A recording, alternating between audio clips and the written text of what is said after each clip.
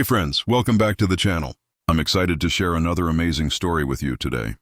The wind carried the smell of death long before the smoke reached the sky. It twisted through the tall grass of the plains, whispering warnings that only the earth seemed to understand. By the time the ravens took flight, it was already too late. Tasi sat at the edge of the bluff, bow in hand, scanning the valley below. The sun was setting behind the hills, casting a golden fire across the land. It should have been a moment of peace, a moment to breathe, to think. But something in the air had shifted. He felt it in his chest first, the tightness. Then he saw it, the smoke, thick and black, curling upward like a serpent. It came from the east, from the direction of the village, his village. He stood. The leather soles of his moccasins kicked up dust as he ran toward his horse, already whinnying nervously, as if sensing the same dread. "Go," Tasi whispered, more to himself than the animal, and they launched forward into the wind. The ride was a blur. Trees passed like ghosts. Rivers were crossed without thought. His heart pounded like a war drum, each beat echoing the fear he refused to acknowledge. But nothing could have prepared him for what he found. The village had been torn apart. Tepees were nothing more than charred skeletons. Bodies lay broken and twisted, some still smoldering, others left where they had fallen. Faces frozen in shock. Blood painted the earth. The drums of life that once filled this place were silent. His mother's beaded necklace lay beside a body, burnt, unrecognizable, but he knew it was her. A howl tore from his throat, more animal than man, as he dropped to his knees in the dust. The pain was too big for words. His father, the chief, was nowhere to be seen, nor was his younger brother. Tasi wandered through the destruction like a ghost. Every step was a betrayal of what had once been sacred. He could still see children's dolls among the ash, broken arrows, crushed herbs. He reached the sacred fire pit in the center of the village. The flames had long gone cold. Kneeling there, Tasi pressed his palm into the soot, drawing a single line across his face, the mark of mourning. But it was not just grief that filled him. It was fury. Whoever had done this would not leave this land untouched. Not if he still drew breath. He looked to the trail. Hoofprints, deep and messy, heading north. Whoever had attacked them hadn't come for land or honor. They came like cowards, striking when the warriors were away. Raiders, outlaws, mercenaries. He didn't care. He stood, his body trembling, not from fear but from the storm building within him. His name meant horse, but tonight he would ride like thunder. They had taken everything from him. Now he would take everything from them. He would follow the trail. He would find them, and he would become the vengeance that rode with the wind. Tasi rode without sleep, the night stretching long and cold around him. The moon hung low, casting silver light over the plains, turning the trail of hoofprints into shadows that whispered secrets only the land could hear. Each hoofbeat of his horse was a drumbeat in his chest, each breath a silent vow. He would not stop, not until he found those responsible. The tracks led north, winding through dry ravines and across shallow streams. Scattered along the path he found signs. Burned cloth, a broken blade, a discarded boot. They weren't careful. These men did not believe they would be followed. That arrogance would cost them. By dawn he reached a hilltop and dismounted. From there, the land opened like a map carved by the Great Spirit. He spotted smoke again, not thick like before, but thin and lazy, rising from a grove of cottonwoods near the water. A temporary camp. He crouched low, moving like a shadow through the grass. His eyes caught everything, the horses tethered near the stream, the men laughing around the fire, and the stolen goods, blankets, jewelry, even sacred pipes carelessly piled like trophies. His chest tightened. These were the men. There were 5 of them, white men, armed, drunk, and loud.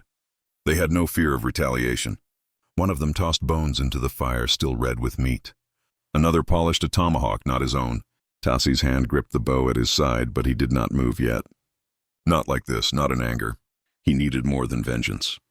He needed justice, and for that, he had to be smart. He retreated without sound, circling wide to find a safer vantage.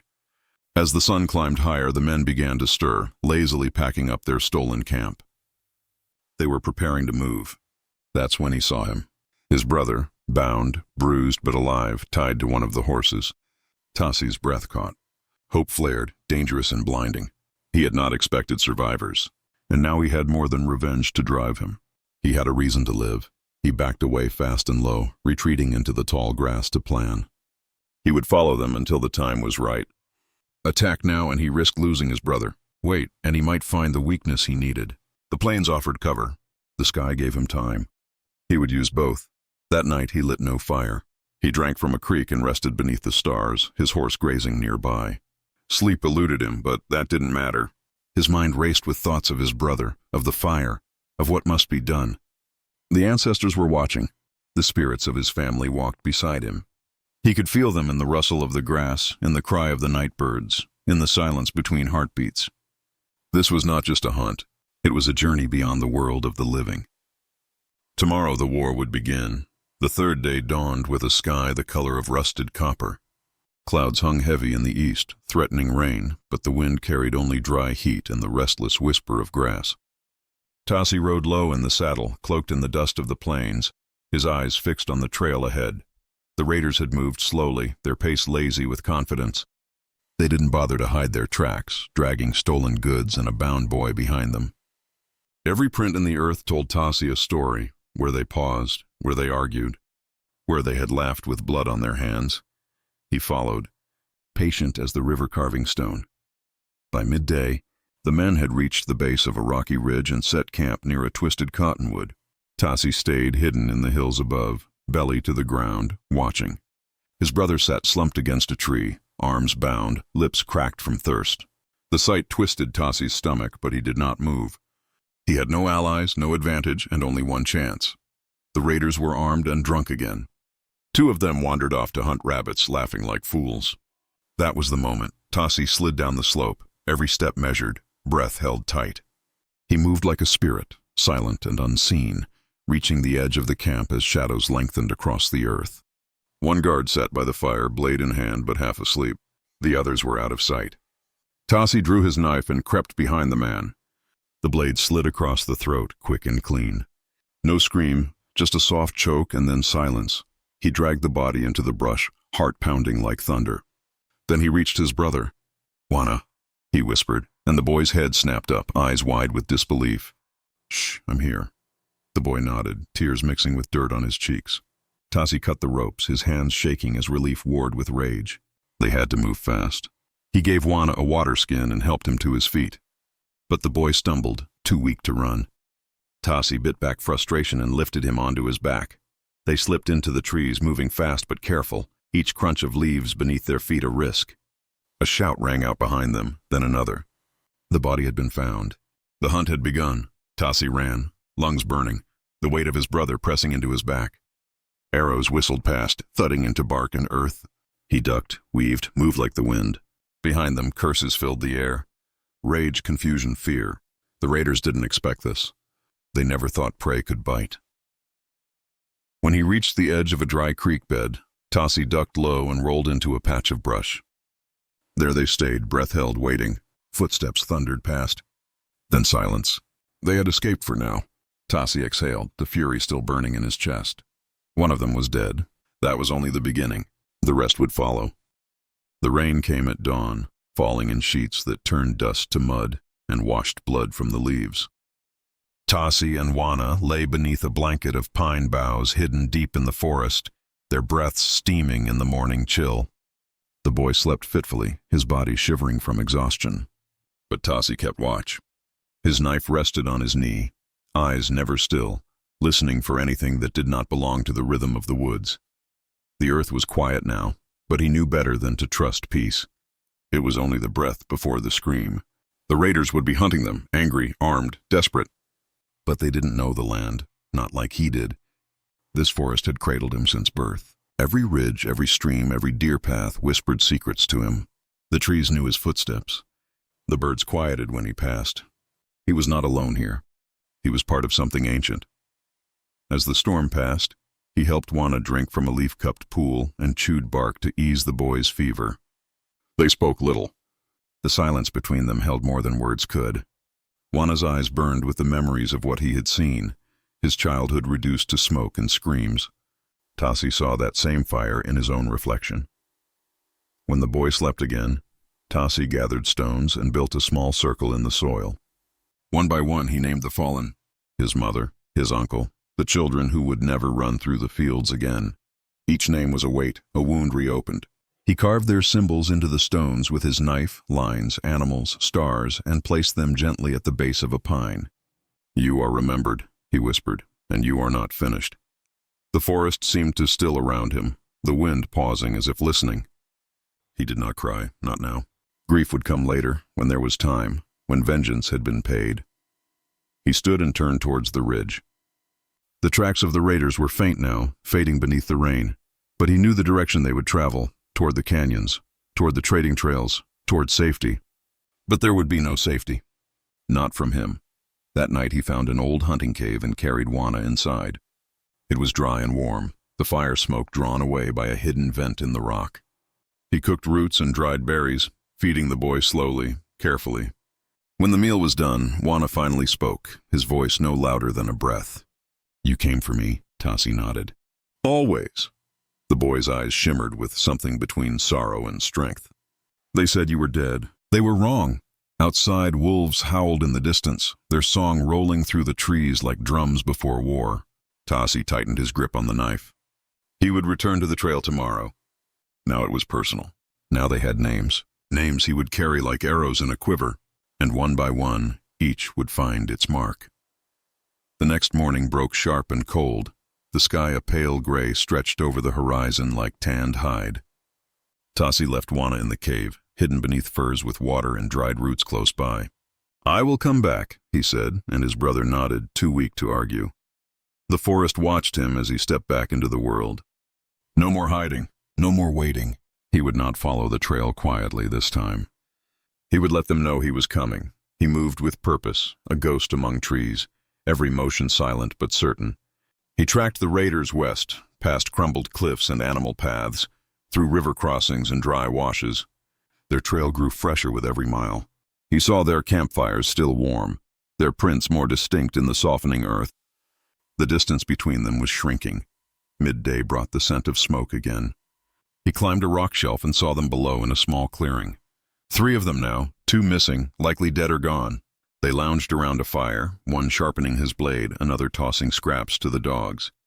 The third cleaned a stolen pipe, oblivious to the storm gathering above them. Tasi's blood hummed like a drum. He could kill them now, strike from above like the hawk. But he wanted them to see him, to fear him, to know the name they tried to erase. He stepped into the clearing, bow drawn, arrow notched. The dogs growled, then whimpered. The men jumped to their feet, reaching for weapons. "You!" one of them spat, recognition dawning too late. The arrow struck his throat before he could finish. Chaos exploded. The second man lunged with a hatchet, but Tasi was already moving. He rolled under the swing and drove his knife into the raider's gut, twisting hard. Blood splashed across his face, hot and metallic. The man screamed once, then fell. The third turned to run, stumbling through brush. But Tasi gave chase. He leapt onto the man's back, brought him down hard. The raider begged, voice cracking. "Please don't! I didn't—" Tasi pressed the blade to his neck. "You lit the fire. I was paid. We were paid, just gold, nothing more. It wasn't my idea. But you stayed," Tasi said. "You watched them burn." I didn't want—" The words died under the weight of the knife. The final strike was clean. Not for anger, not for mercy. Justice. When it was done, Tasi stood in the silence, blood drying on his skin, hands steady. He was not the boy who had watched his village burn. He was the answer to that fire. He gathered what he could. Supplies, weapons, a map marked with trading posts and routes. He found a pouch heavy with coins. Useless. He tossed it into the fire. Then he turned back toward the forest, toward his brother, toward the next trail. 3 were dead. 2 remained. The wind shifted behind him, and with it came the scent of fresh smoke. He would not stop. Not until the last ember died. The canyon was a place where even the wind held its breath. Carved by time and forgotten by most, it stretched deep into the earth like a scar, jagged and shadowed. Tasi had followed the raiders' trail here, the last 2 moving faster now, desperate, likely realizing the storm at their heels wasn't weather. It was him. He left Juana in the care of an old medicine woman from a distant village they passed at dawn, trusting her with the boy and nothing else. His heart had pulled him in 2 directions, but vengeance had no patience for delay. The deeper he moved into the canyon, the more the world changed. Sunlight barely reached the bottom. Strange echoes danced off the stone, and the silence pressed against his skin like breath from a hidden mouth. Tracks led him down switchbacks and narrow ledges, signs of recent campfires and discarded bones. The raiders were close. He could feel them. He found them by sound, arguing, low and sharp, bouncing off the canyon walls. He crouched behind a boulder and watched. One man paced, his face gaunt and nervous. The other cleaned a rifle with slow mechanical precision. These were the leaders, the ones who commanded, the ones who ordered his family's death while sipping from stolen cups. Tasi studied the terrain. The canyon was both a trap and an opportunity. There were few exits, few places to hide, but that worked both ways. He took a breath, then began to move. He climbed the ridge slowly, silently, circling above them. The rocks crumbled beneath his feet, but the sound was masked by a sudden gust of wind. The canyon watched as he positioned himself, bow in hand, arrow drawn. He didn't miss. The man with the rifle dropped before his eyes even lifted. The other screamed, drawing a pistol and firing wildly at the walls. The sound echoed like thunder, dust falling from the heights. Tasi was already moving, sliding down the ridge like falling stone. The raider turned, but it was too late. They collided in a violent crash, rolling through blood and dust. The knife flashed. The raider fought back, fists swinging, teeth bared, eyes wide with the madness of the cornered. "You think you're justice?" he snarled. "You're just another savage boy with a grudge." Tasi's response was silence and a blade to the chest. The man gasped, choked, and stilled. Tasi rose slowly, chest heaving, blood streaking his arms, his breath visible in the cool canyon air. He had done what he came to do. All of them were dead now. All but him. He stood alone in the hollow place where voices no longer echoed. The canyon seemed to exhale around him. For a moment he closed his eyes, letting the silence settle over him like ash. Then he turned his back on the bodies and began the long climb out. He did not look back. The legend was not in the killing. It was in surviving what came after. The sun hung low as Tasi emerged from the mouth of the canyon, his figure dark against the golden light of evening. Dust clung to his skin, blood dried on his hands, and shadows lingered beneath his eyes. The weight of vengeance had been lifted, but in its place stood something heavier. Silence. Not the silence of loss or battle, but the kind that follows a storm when everything broken is revealed in full light. The ride back to the medicine woman's village was slow, his body aching from days of conflict and nights without rest. He moved like a man twice his age, the fire in his limbs replaced with something cold and steady. When he arrived, Juana ran to him, eyes wide, face cleaner, stronger. He wrapped his arms around Tasi's waist and held on, saying nothing. That was enough. The medicine woman watched from the edge of the fire, her expression unreadable. "You did what you set out to do?" she asked, not unkindly. Tasi nodded once. She tilted her head. "Then what now, warrior?" He had no answer. That night he sat alone beneath the stars, watching the fire crackle. He felt no joy, no victory, only the echo of names in his mind. Names of the dead, names he had avenged, and names that would never speak again. Juana joined him after a while, sitting beside him with the quiet comfort of blood and memory. "You're different," the boy said. Tasi gave a faint smile. "So are you." The next morning, the village elders invited him to sit among them. They had heard of what he'd done, how a single warrior had hunted a band of murderers across plains and through canyons like a spirit born of fire and grief. They called him brave, righteous, legendary, but he did not speak. Their words were not his to wear like feathers. He hadn't done it to be remembered. He had done it because no one else would. As the days passed, he helped repair what he could. He taught young boys how to notch arrows, helped hunt meat for the fires, sat in circles while the elders spoke of old times and lost songs. The world moved forward, slow but sure, and with it so did he. But every night, when the fire faded and the others slept, Tasi walked beyond the village. He sat beneath the open sky and listened for the wind, for the wolves, for the voices of the ones he had lost.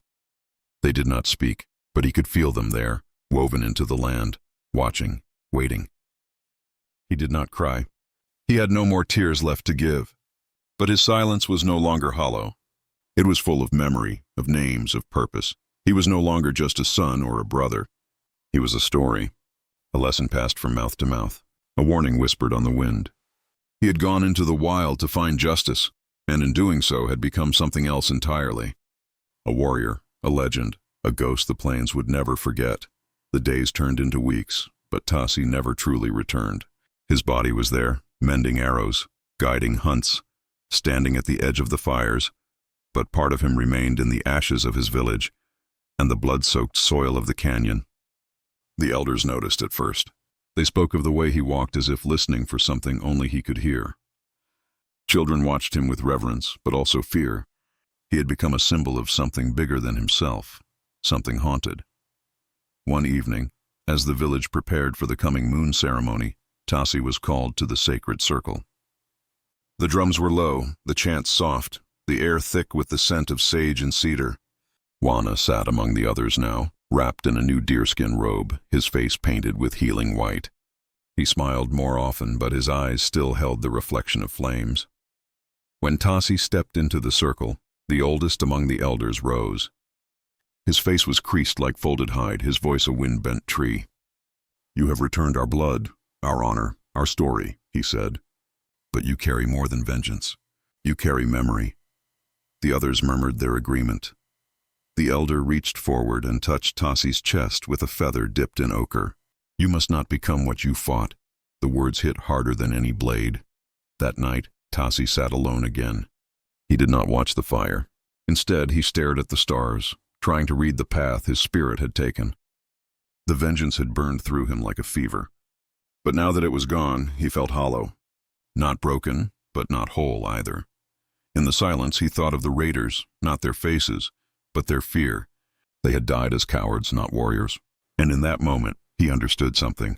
He had not killed them to honor the dead. He had killed them to keep the living safe. That was the difference. That was the line. The next day, he returned to the place where his village had once stood. Nothing remained but grass and bones. He walked the circle where the fire pit had been and laid new stones, 12 of them, each carved with a symbol, not names this time, but prayers for peace, for protection, for forgiveness. The wind stirred as he stood there, and for the first time since the fire, he felt something lift. Not the grief that would never leave, but the burden of vengeance. He whispered to the wind, "Let my name be remembered not for what I took, but what I left behind." When he returned to the village that night, he was no longer a shadow. He walked lighter, slower, and when Wana ran to greet him, Tasi smiled, a real smile touched by something deep and human. The ghosts had not left him, but they no longer followed. They walked beside him now, not as chains, but as echoes of love and duty. And when the drum beat, the grass whispered, as it swayed under the fading sun, stretching far and golden across the plains. A lone rider moved through it, his silhouette sharp against the horizon. Birds soared above, and a coyote watched from a distant ridge, ears twitching. Tasi rode without urgency, not in pursuit, not in flight. The horse beneath him moved with a quiet rhythm, its hooves soft upon the earth. He was not returning from war, nor was he seeking it. This journey was different. Word of him had spread, stories told in low voices around fires, in distant camps and trader routes. Some said he was a spirit, others a man born of lightning and vengeance. A few claimed he rode with the ghosts of his kin, their voices guiding his arrows. Tasi had never claimed any of these things.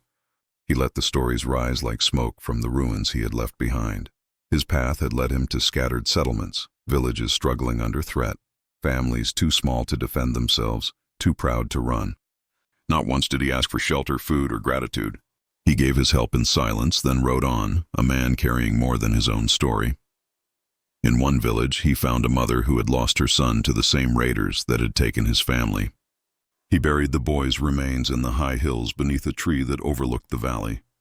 In another, he found an elder beaten and left to die. Tasi cleaned his wounds, sat beside him through the night, and left before dawn.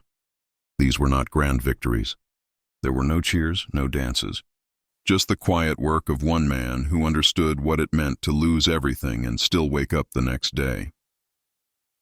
When he returned to the medicine woman's village again, weeks had passed. Wana ran to meet him, taller now, steadier. He held a bow in his hand and wore a look of pride. "You came back," he said. Tasi dismounted and nodded. Always. That night the fire burned higher.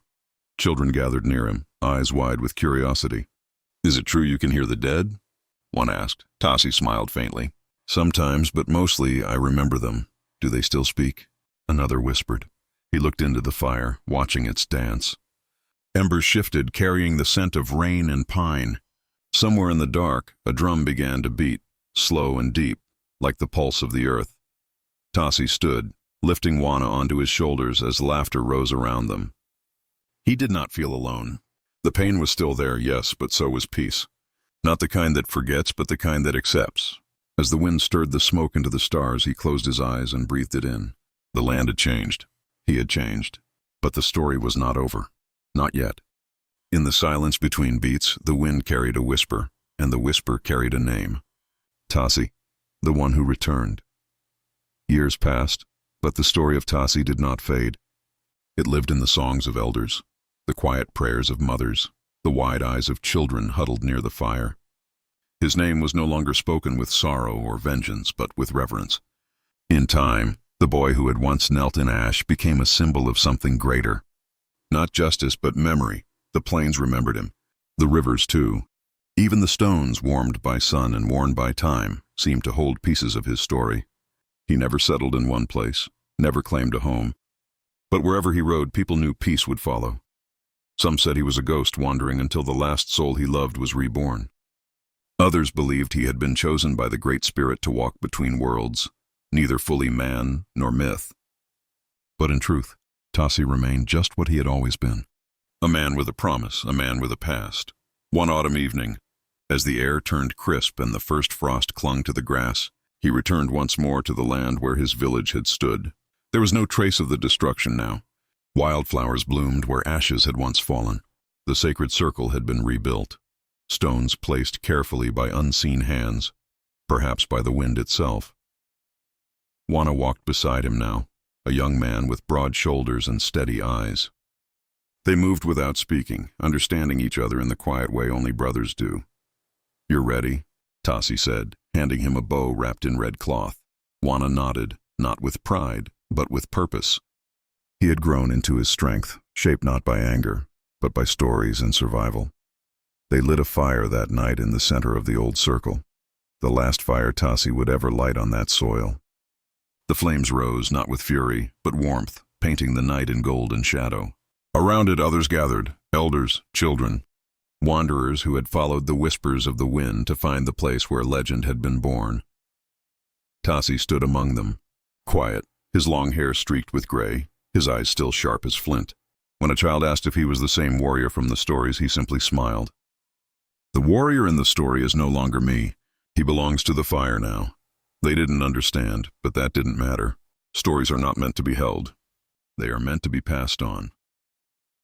When the fire burned low, Tasi walked to the edge of the circle, looked to the horizon one final time, then turned and disappeared into the trees. No one followed. No one called out. They knew he was not leaving, only returning to where he had always belonged. The wind rose, lifting embers into the sky, and somewhere far beyond, a horse's hooves beat softly across the earth. Tasi's legend had ended. If you enjoyed this story, don't forget to like the video and subscribe to the channel for more.